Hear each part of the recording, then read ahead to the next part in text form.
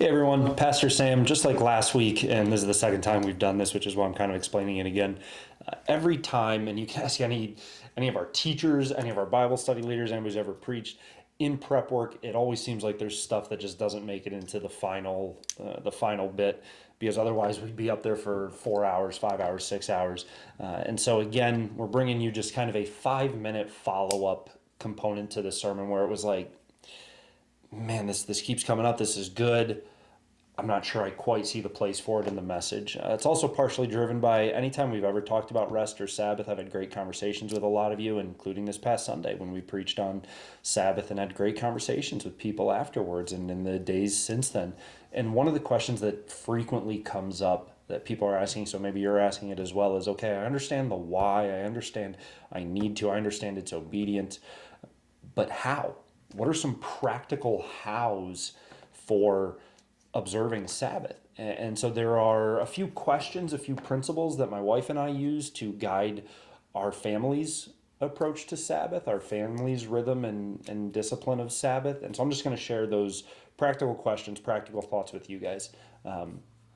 Based off what we saw in scripture, obviously. So what we looked at is that Sabbath is rest, it's meant to be refreshment, and then it's designed to be abiding in God. And so the three kind of questions or principles we use are rest from what? Well, normally I work a 10-hour day, and this week I only work, or this day I only worked 6 hours, so that was kind of, no, like rest from ceasing to do something, ceasing to be consumed with producing, ceasing to be consumed with consuming, ceasing from stopping. What are we resting from on Sabbath? Are we resting from the busyness? Are we resting from the hecticness of running errands constantly? Things like that. So those are questions that we ask ourselves. What are we resting from as we observe Sabbath? Then refreshing. In Scripture, it talked about verses where God talks about be refreshed when it comes to Sabbath. And so, all right, I'm resting from, and now also, what refreshes me? What recharges me? If the work week drains me mentally, how do I refresh mentally? If the work week drains me physically, if the errands drain me physically, how do I refresh physically? How do I refresh emotionally? How do I refresh spiritually? So for some people, resting from and refreshing may be the same thing.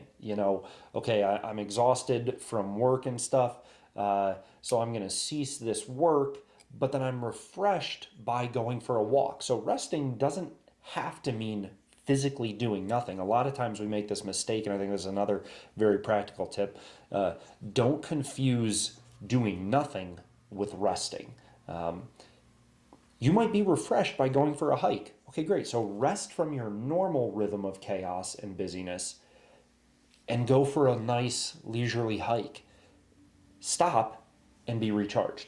For some people, stopping might be what's refreshing. I'm refreshed by a nap. I'm refreshed by laying on the patio, laying in the, hammock, sitting on my front porch and just reading.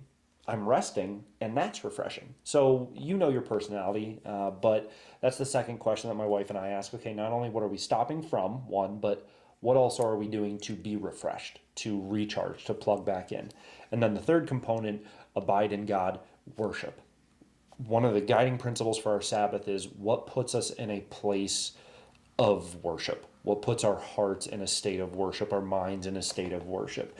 And so here is a practical, literal, specific to me, maybe it also applies to you, maybe not. I rest from my normal rhythm of doing things, but what refreshes me is being outside and getting to work with my hands and be productive because I want to. Not productive in a sense of like, I've got to do this to earn something, but like I love the feeling of finishing a project or mowing. Like I love mowing. Mowing is not exhausting. Mowing does not deplete me. Mowing does not drain me in any way, shape, or form. It actually recharges me because I get to be outside. I get to hear the sounds of nature. I get to feel the warmth of the sun, the breeze. I get to see birds, things like that. And so that is an activity where I am doing something, but it's a very refreshing activity. And one of the things I love to do when I'm mowing is throw my headphones in and listen to worship music. And so that winds up being a great Sabbath activity for me because it slows me down, it calms me, it takes me out of the normal like chaos of life and allows me to just simply appreciate God's creation while I'm singing along to praise music. And so I'm resting from, I'm being refreshed, and I'm abiding in worship. I think if we use those three questions, those three principles, those three ideas, I think they've gone a long way in helping my wife and I with the how of Sabbath, and I hope they do the same for you. If you have any questions, comments, let me know. We'd love to hear from you. Otherwise, have a great day.